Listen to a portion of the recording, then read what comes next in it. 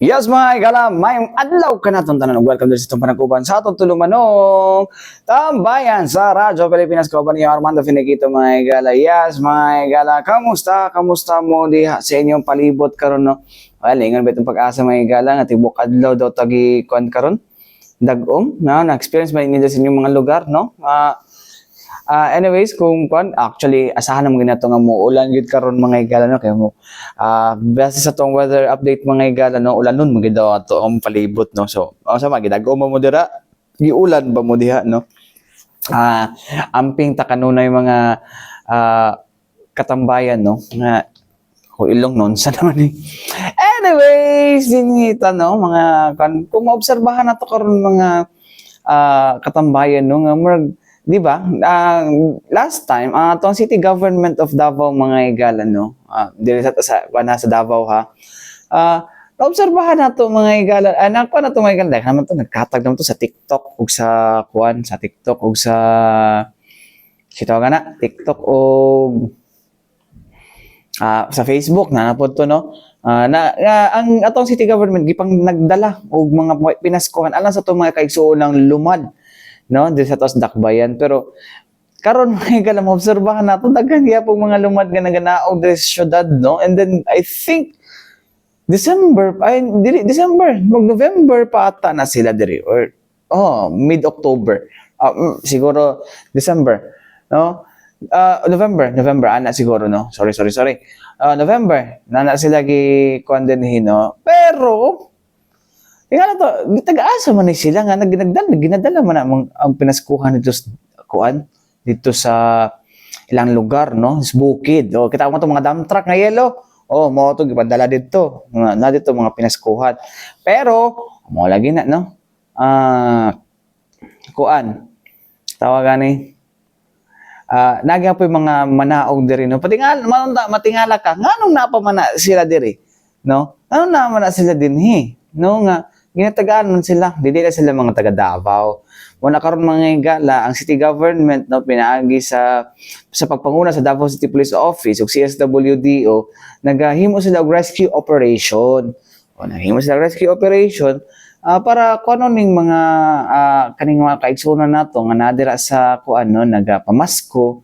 Well, di man nato makuha nga di man to na maiwasan pud no kay Pasko man pud jud no. Pero kana lagi delikado kay na sila sa mga kalsada no usay mo kon sila sa mga jeep no which is asay mas luoy no ang dili sila makapamasko ang mao pa na katingalahan pod kay sukad na ako sa kolehiyo mga katambayan no ang ginaingon sila mga dato no wala may Pasko sila ha ngano mamasko pa man na sila mo nang kuno katong usay nagkuan man mi nagapangutana man niya ano mo naog sila nga wala man sila Pasko basin man lang tradition no? But anyways mga gala regarding sa rescue operation sa mga kuan mga gala og apil na pod ng mga nagapangaruling diha nga mga bata no o panawagan sa Davao City Police Office no atong paminaw no ang pahayag ni DCPO spokesperson Captain Hazel Tuazon paminaw na to ginapato tong rescue sa mga lumad na dito sa Davao yan gid para mamasko. Yes, sir. Davao City Police Office, sir, in coordination with our City Social Welfare and Development Office, nagkakandak ta og operation ana. So, rescue operation partner siya sa Uplan Balik program no sa ato ang city para mabalik sila sa silahang mga probinsya kung asa sila gikan kay usually ang kani mga makita nato sa kalsada nga mangayo no mamasko dili gyud na sila taga Davao City kay sa ato amang sir sa Davao City ginahatdan na o kana pinaskuhan sila ang mga tagsa-tagsa ka mga lugar no and then ginatuluan na pud nato ang ato ang mga kaigsuonan nga saon panginabuhi og kanang legal ba and then in coordination pod sa mga probinsya kung asa gikan ning mga bati man mo tawag kanang basta mga kaigsuonan nato outside Davao City no na dapat pareha kagahapon from Bukidnon gikuha nila ilahang mga taga dito sa Kalinan no nagpasalamat ta sa Kalinan Police Station and social worker nga na-assign dito no kay abtik sila nagakandak og kanang operation 43 kabuok ang nahatod sa nakuha kagahapon pabalik sa Kitaw-Taw Bukidnon. And then naapay sa Turil Police Station nagakandak po na sila og kanang regular operation in coordination with the social worker. And then this afternoon natay meeting sir no with the kaning nangayo no og mga pinasuhan sa kalsada. Natay meeting this afternoon with Sir Sumagaysay and other offices nga maghahatag og suporta para sa pag-rescue sa mga naadya sa kalsada, no? Ana lang atong term kay basig di ta gusto maka-hurt og kanang mga individuals, no? Ang ato lang yung hangyo pod sa mga tao kay usually ang ilahang tubagod sir ngano naa sila diri sa Davao City. Ang ilang tubag naa sila sa Davao City kay makakwarta sila, no? Ang pasabot na ay manghatag, no? Dili lang gyud nato sila taga ano kanang bisan piso kay nagtuon na sila nga ilang gibuhat is panginabuhi na siya, sakto na siya. Damo nga tagaan nato sila bisag piso lang na namo nga madaghan na sila sa kalsada, no? Ang ilang gyud namo sa Davao City Police Office kay kami gyud ang murag babutan usahay ba nga wala mi gibuhat datre na atay mga operasyon nga ginabuhat. Ang ilang pud nato ba nga naatay balawod ana nga dili maghatag dili na po nato tagaan, no? Nga magbagulbol ta nga nganong daghan na po ni dire. Sa na po gibuhat sa police social worker. But then sa mga kaugalingon sa imuhang ginabuhat para makatabang ta sa gobyerno. Ngano maghatag man ta nga kabalo ta sa balaod nga bawal na siya. Wala ta makita nga mga manilimos diha kung dili nato tagaan bisan piso. So hagyo lang sa Davao City Police Office po. Ang person di siya isultan. Dari process kinasto or babalik na sa mga people sa Kuan sir, pag month sa December kay naka-observe naman ko nga naana po'y namalik from other provinces diri sa aton sila sa Davao kay mga mangayon na po pinasuhan. So naatay mga rescue operations ana sa different police stations, wala lang na ako na share ang uban sa inyo no, pero naatay mga rescue operations ana ang ginahimo sir. Kagahapon lang yung adlawang murag daghan-daghan ang nabalik sa may Kitaw-Taw Bukidnon kay gikuha gyud nila diri og kanang sakyanan sir no, ang ilahang mga tao pabalik sa ilahang lugar. Akit po yung rescue operation sa mga mga nagpapakaroling sa kalsada, especially sa may crossing ng mga traffic lights. Yes sir, apil gyud na siya sir. Tanan nga makita nato sa kalsada apil na siya sa rescue operations nga ginabuhat sa PNP o sa City Social Worker.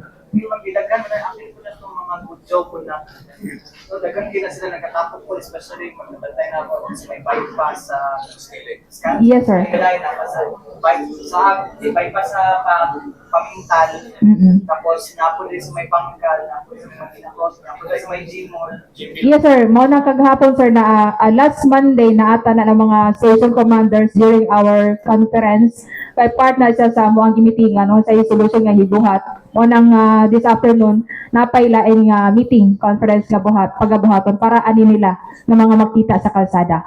Ako pa rin napagpuday sila sa mga simbahan. Yes sir, apil na sila sir. So tanan nga makita nato nga nangayo og kanang mangayo og pinasuhan mang limos. Apil na sila sa i-rescue sa PNPO sa Social Worker and Development Office. And then kung na may mga konserba na matay makita sa social media nga mangayo niya kung dili tagaan masuko and then manapat kung pwede mo sila dayon sa nearest police station sir para matagaan nato action sir ba. Usually na manago na sila niya pag-abot sa kuan managan no, pero importante nga ma-record nato kung sa may mga complaints sir no, kung ingon ana ba nga sitwasyon nga dili tagaan masuko manapat so para magkuan po ta matagan po ng nagabuhatan ang mga gudyaw. Okay, yung last lang asa sa dalan to pares. Asa sa dalan to pares Sa pag during operation mga sir apil na ang PNP o ang social worker. So magkuano ka ng place nga sa sila itapok. Then dito na sila pick upon kung moari ang taga laing lugar sa no, kung asa sila gikan. Napoy possibilities nga ang Davao City mismo mao mohatod sa ilaha kung asa sila nagpuyo gyud outside Davao City. Outside Davao City. Yes sir, mga Kaya mga nagpapakaroling sa dalan. Huwag ka ng mga good job. Taga Davao lang. apil na sila sir. Apil gyud na sila sir sa ato ang operation. Wala tay ginaano ani sir ginapili. So tanan nga makita nato sa kalsada, apil na sila sa ato ang i-rescue. So mo itong mga igala no, magingon ni Ma'am Hazel Tuazon no regarding sa kanang pag-rescue sa itong mga lumadra nga dili taga Davao no. Hatod nila dito mga katambayan. Anyways, kani mga katambayan no mo ning kano. Hangyo gini niya. Tama man na may balaod ana good no. Pwede man ko nang pag-rescue sa mga lumadili man po nato na pwede kasuhan po no kay medyo nadala ra man po sila sa kuan. Nadala ra po sila sa kaning hunahuna bang oy makakwarta mo to gingon nang during sa interview nila mga gala no nga kuan man gud ta kanang taw kaning katong nganon mamon mo din na masko kay naamang goy kwarta. Di ba? So ilang mindset no kani siya isa lang po sa pagkuan po hatag og kanang medyo gamay leksyon no nga dili pwedeng dili siya dapat himuong pangwarta ang pagpangayo diya sa kadalanan no although ingat luoy lagi pero maanad man gud sila kung imong tagaan maanad nga ilang una okay lang ni di ay dautan ang manguan ang mangayo diya sa kalsada which is ang kwan po nato is ginarisk po nato ilahang kinabuhi even kanang mga nagakaroling ng mga bata even kanang mga gudyaw nato diha no nga nagapanghatag-hatag og sobre no we are risking their lives mga igala no ilang safety kung sige nato sa katangan kinaanad man sila no daghan na kay meme gani dira sa Facebook gani no nga mas may pangbadyaw kay kuan lang bisag half day lang 500 na ang adlaw ang uban dira 8 oras 600 wa pa kaabot 600 ang kuan daily wage napay kaltas di ba pero na tong kuan na dapat dili ta manghatag kung manguan ta dira no kung na may mga experience sa mga kuan ng mga pangpanghasi ng mga nagapangpangayo diha no sorry hapit ako malitok nagapangpangayo diha mga katambayan paglisod ikon kita na maanad man sila bisig na luwaan mo na akong ako bitaw pag nayon ka na mangayo katong nesa sa may coffee gram siguro sa may bangkal no ay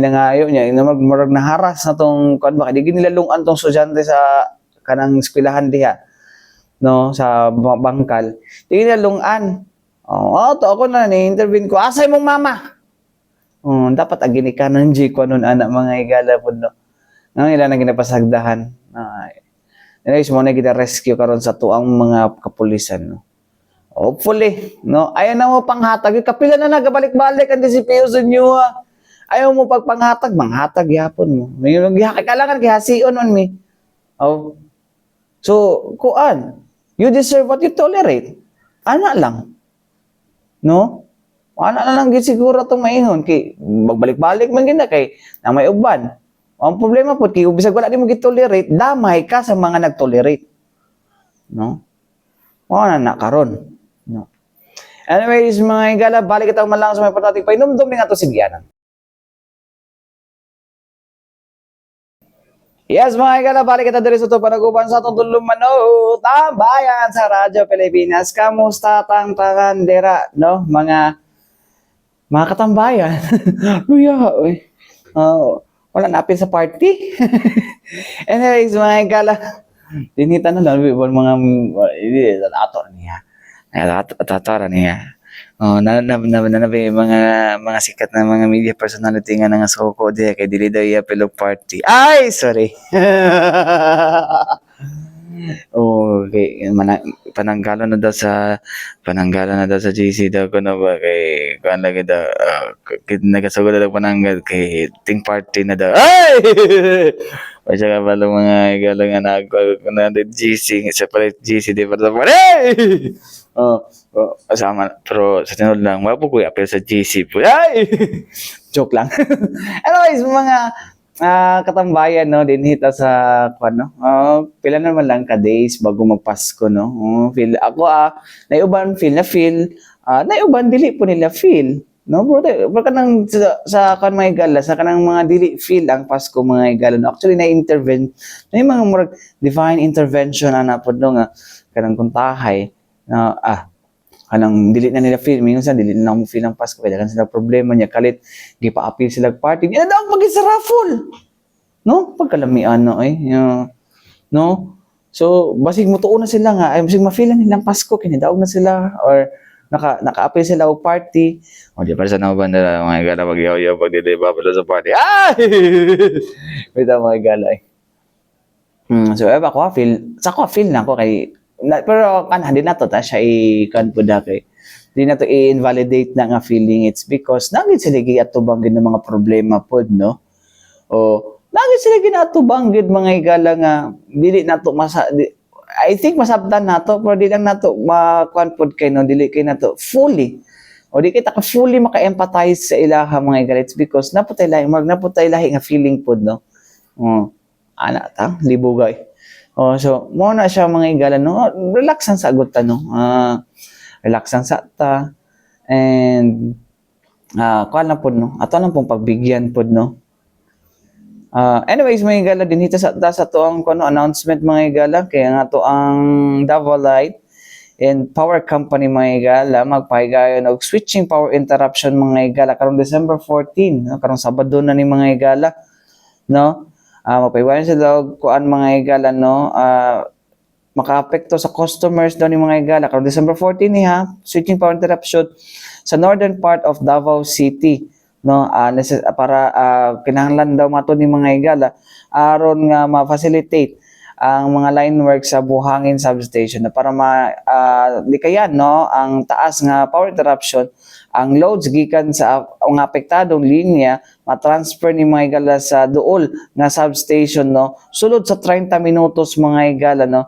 Sumala pa ni Davao Light mga igala kani siya magsugod anytime between 7 a.m. to 8 a.m. mga igala. Tapos ang normalization or pagbalik sa load mga igala sa ilang normal setup, lahi na po ni siya nga 30 minutes mga igala no. Anytime na siya mga igala, gikan sugod alas 3 sa hapon, padulong sa alas 4 sa hapon no. Ang mga apektado nga mga customers mga igala no, mao ang Buhangin substation padulong sa Mamay Road mga igala, corner Galaxy Street, apil dara ang portion sa Vincent Heights, Bypass Road padulong sa Laverna Hills subdivision ug ang duol nga or mga sikbit sa mga lugar mga igala. Alang sa mga igala no, mga power interruption nga mahulog no, nga gawas ato kung mga gipangbanggit no katong 8 to 9 AM mga 7 to 8 AM mga igala, 3 to 4 PM mga igala na pwede mo motawag sa customer contact service nga 082-229-3572 or 084-655-3572 sa Panabong mga igala or sa ilang cellphone number na 0919-056-3572. So mo na mga igala no ang ato ang kuan sa Davao Light no. Anyways mga igala din hita sa tuang kuno kaning kanang kuan tawag isgot po taga may crypto mga igala or kanang kuan kaning market mga igala kay sumala pa sa ato ang mga amigo sa kuan mga igala no. Sa tawag gani mga amigo nato sa Davao sa to kalimut ko tirot sa to sa Whiskey Trader o ato ang Coinex Filipino community no nang mutaas daw nga ato ang market daw o sa to ang sunod to it's because of the return of President Donald Trump sa posisyon no. Because of that dagan-dagan no dagan-dagan ta og mga dagan-dagan ang mga mahitabo dagan-dagan daw mga taas ang confidence sa mga business community dito sa United States mga igala. But anyways mga igala, alita maglangan na sila nato pastoryahan na og kan pa rin nun naparipakapin advice gikan sa ilaha mga katambayan. So ato paminahon mga igala no, ang country lead sa Coinex Filipino community mga igala no, walay lain no ang ever supportive no sa Davao Peace and Security Press Corps mga igala no, si Sir Del Omasas o ang amo pong ever supportive since AFP-PNP Press Corps Days hangtod na rename nami as Davao Peace and Security Press Corps mga igala ang Whiskey Trader nga si Joseph Lejarde. Paminaw na to. Sa aming makikita, ang sinabi din ni Joseph, so nagkakaroon sir ngayon ng bullish market na nasasabay yung cycle, especially after manalo ni Donald Trump last November, basta November po, from 69K yung pinaka-price ng BTC, umabot siya ng 104, 105. So ganun yung naging impact ni Donald Trump. And hopefully this coming pag-upo niya po is makita ulit natin yung bagong all-time high ng BTC. Lahat naman po ng market, especially hindi lang sa crypto, even stock market, sumasabay po kasi si Trump po kasi is talagang investor siya, hindi lang sa crypto pero sa mga stock market din po na currency na assets. Yun po. Okay, sa Pilipinas ba, where are we now in terms of awareness dito sa mga Pinoy in investing or trading? And then, unsay sa inyong grupo ba, unsay inyong coordination with the Department of Education? Because for na ay mga move na i-appeal siya dito sa curriculum. Kasi para aware, especially our CHED, kasi ang college students nato before they graduate, mga inaaning nga mga unsa di proposal nga dapat aware sila unsaon pag yun nga mag-improve sila, not just basically dito sa employment lang kaya na focus magud kayo ang Pinoy magud na manarbaho ko, not into investing, not into trading. Karon sir, wa pa man siya clear na regulations regarding sa pag-uban sa atong curriculum sa crypto or sa blockchain trading. Pero karon among gihimo aside from WizKid Academy, karon damo siyang mga community, even though sa Davao Ditay Community diha na sila sa likod. Ang among gihimo karon is mostly sa mga blockchain conferences, educating. So last time niya Miss Mapua with the black community din po. So yan ang mostly na karon namin ginagawa ng community namin. So mostly mga campus tours, even kahit sa mga government, kasi ako is nakabase ako sa Luzon. So marami kami din mga ginagawang mga local government, mga LGU po na ma-educate din sila sa mga opportunity din po, and especially ma-educate yung ating mga LGUs about not just crypto pero sa trading industry po. Kasi nahuhuli po talaga tayo sir sa trading education. Ang Pilipinas po, sa ngayon sa crypto, nasa around 10% pa lang ang may alam ng crypto. And if karamihan din sa kanila is, pag nag-invite about crypto, karamihan doon is ini-involve sila sa scam. So, yun talaga ang, sa ngayon sa atin, ang nakikita namin is more education. Marami mga conferences na libre lang naman na ginagawa. So, yun din yung nagiging activities namin sa mga susunoding taon. Especially ngayong bull run, pag mataas kasi ang market, diyan lumalabas yung mga mapagsamantalang mga tao, mga nangi-scam. So yun ang talagang pinupurso namin, hindi lang siya mga offline events, kahit din sa mga online activities. Marami kaming mga AMAs, mga online activities din po. Last question na lang, speaking of scam, kasi sa social media, nakita kasi nga, igamit nila ang GMA nga news nga logo. Tapos ang ilang headline, ang lead-in nila is si Chinkitan daw is na priso, something like that. Tapos, try na ko click, if legit. Pag-click na ko, it's trading. Nga mag-login ka dito, murag Bitcoin something lang gihapon siya. Unsay advice ninyo dito sa napag-yun sa dito interview daw with Boy Abunda, tapos mag-click ka dito sa link na ilang ihatag to avoid is it scam or scam yun kasi bugamit man ka Damo ana sir karon, especially yung sinabi ko kanina, dahil nagbo-bullish nga yung market. Marami nga mga gumagawa na maganyang scam. Nabalitaan ko yung sa GMA, I think Twitter yung na-hack last time.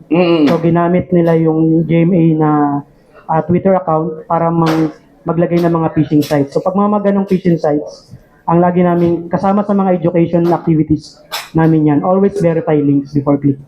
Kasi pag kinilik mo yan, may chance makuha lahat ng mga information mo doon sa device mo. So always verify links. Marami naman sir mga yan, kasi ang crypto community po, hindi talaga kami masyadong active sa Facebook. Okay. Mostly nandun kami sa Twitter or X, ngayon dating Twitter, so ngayon X na siya.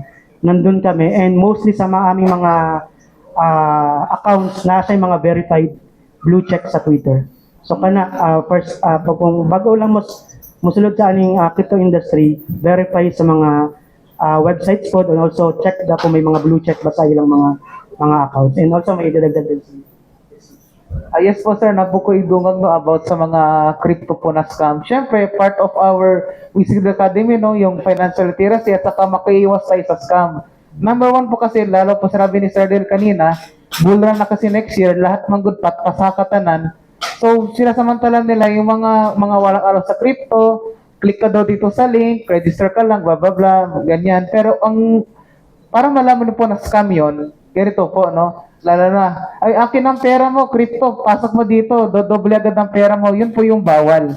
Bawal po yun kasi siyempre, alam natin, yung cryptocurrency market, wala naman tayong bolang kristal, di ba? Na alam natin kung saan pupunta, dodoble ba sa CTP, wala tayong bolang kristal, ganun. So there is no guaranteed profit kahit saang market yan.